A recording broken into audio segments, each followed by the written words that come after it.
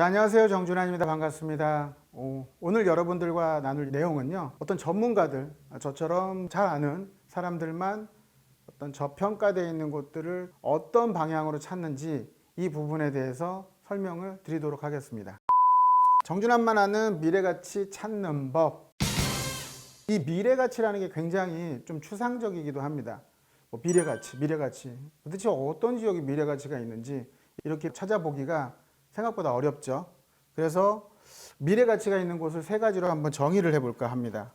자, 미래가치가 있다. 첫 번째, 개발에 대한 호재가 있어야 되겠죠. 개발의 호재는 일자리하고 관련돼 있다, 이렇게 보시면 될 것 같고요. 두 번째는 이주 수요입니다. 대부분이 이주하시는 분들은 어떤 지역으로 좀 움직여서 수요가 증가하는지에 대해서 얘기 나눠볼 거고요. 세 번째는 교통에 대한 개선입니다. 교통이 나아진다면 유입되는 인구가 상당히 많아지겠죠. 그래서 이 세 가지에 대해서 한번 정의를 내리고 설명을 드리도록 하겠습니다. 자, 미래가치 개발 호재. 자, 일자리가 창출돼서 새롭게 인구가 유입된다. 자, 그러면 개발 호재에 대해서 얘기를 나눠보면요. 자, 우리가 잘 알고 있는 곳들이에요. 잠실에 있는 제2롯데월드가 생기면서 그곳에 인근에 어떤 일자리가 상당히 많아졌죠. 또 양재동의 R&D 센터라든가 잠실 같은 경우는 관광 특구로 지정이 되어 있는데요. 이건 역시도 계속적으로 일자리가 생겨날 수 있는 지역이다, 이렇게 볼 수 있는데요. 향후에는 그러면 어떤 지역이 일자리가 많아지느냐? 또 남부 고속터미널 개발이라든가 국제교류 복합지구는 잠실부터 코엑스까지 그 일대가 일자리가 다시 많아지게 되는 거고요.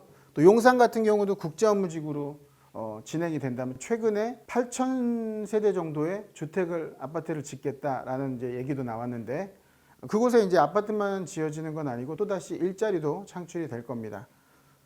그리고 또 서울에 많은 개발 호재가 있어요. 이곳들은 전번 시간에도 제가 한번 얘기를 했었는데, 기본 계획이 있다, 어디가 있다, 이러한 지역들은 대체적으로 일자리가 창출이 되는 곳이죠.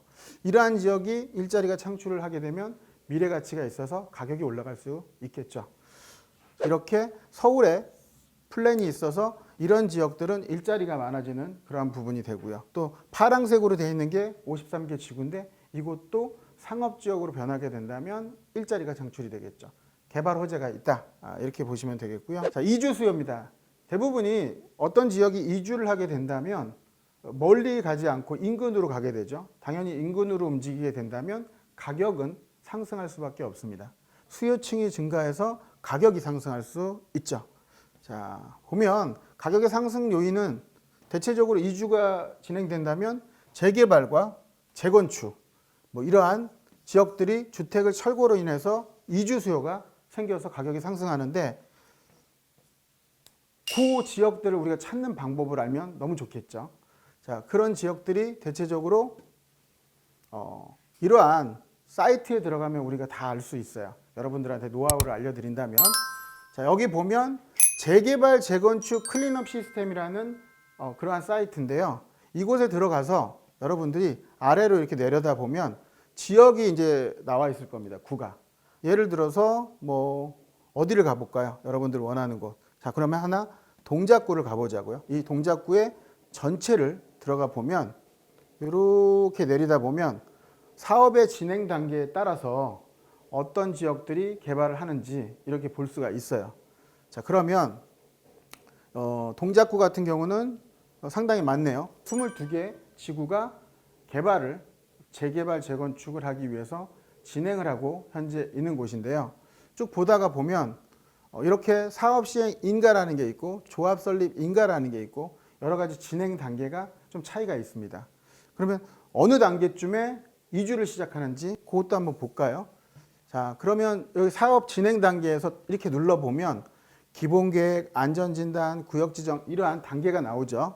이곳 중에 철거 단계에서 전에 이주를 시작하겠죠. 이주를 하고 나서 철거를 할 테니까요. 그럼 그 전 단계가 관리처분 단계죠. 관리처분 단계를 검색을 해보면 이렇게 이제 한 군데가 나옵니다. 예를 들어서 흑석 재정비 촉진지구 조합이 관리처분 단계에서 이주를 하게 된다, 이렇게 예상을 해보자고요. 그러면 옆에 있는 복이라는 것을 누르면 이 흑석 재정비 촉진지구에 대한 내용이 나와 있죠.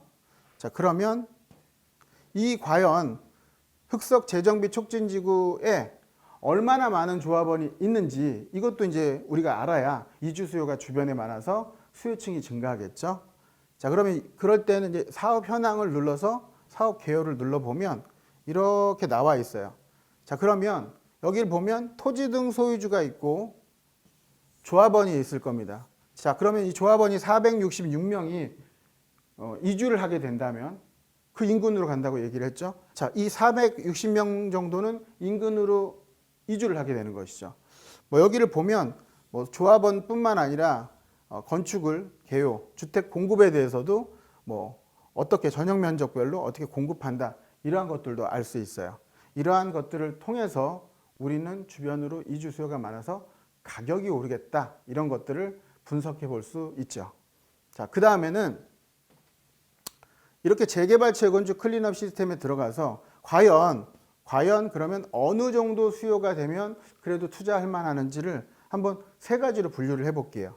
자, 이러한 구역들이 5개 정도 된다면 구를 기준으로 상당히 양호한 이주 수요가 생겨서 가격이 오를 것이다.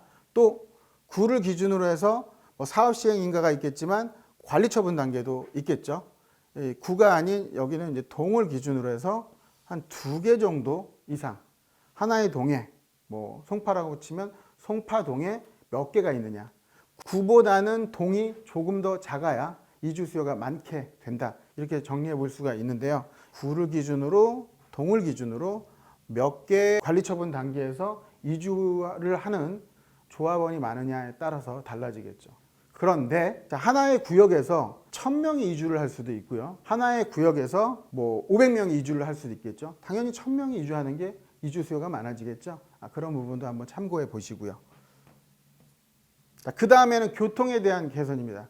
교통이 지금보다 좋아진다면 유입되는 인구는 또 많아질 겁니다. 예를 들어서 뭐 9호선이 또는 뭐 신설되는 경전철이 이런 것들이 생기면 교통이 훨씬 더 편해지겠죠. 자, 그러한 지역들은 어떻게 알아볼 수 있느냐, 이 부분에 대해서 노하우를 좀 알려드리면 사이트에 들어가서 이렇게 미래철도 DB라는 곳에 들어가 보면요, 이러한 모습이 보일 겁니다.